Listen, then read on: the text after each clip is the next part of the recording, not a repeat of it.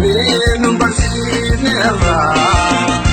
Eenyummaa keenya baruu yoo fedhanii milkaa'insi nagadaa dubbisaa seenarra. Hiika sabaa sablammoota wayyaane nu barsiifneerra. Eenyummaa keenya baruu yoo fedhanii milkaa'insi nagadaa qorataa seenarra.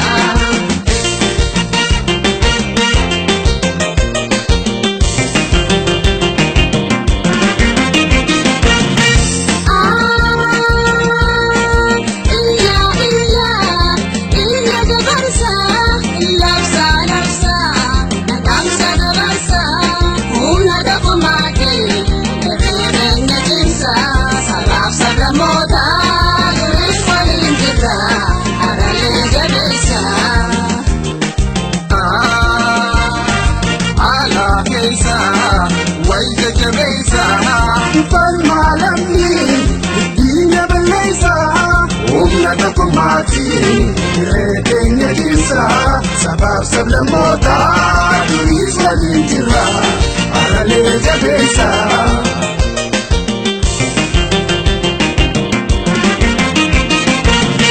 Sababa laa tokko taanee mirga keenyaa ormaata dinniifnu tajaajila sababoo fuuldurri abdiidha falmii haa cimsinu.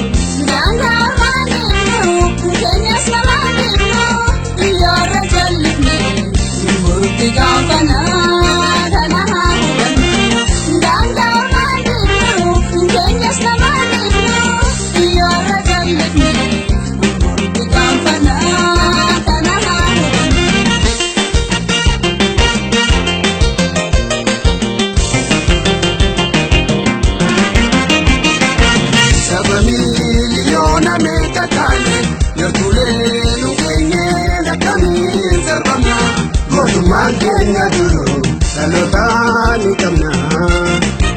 Onnee dhiira kaleessa irraa gaalleen fayyadamna.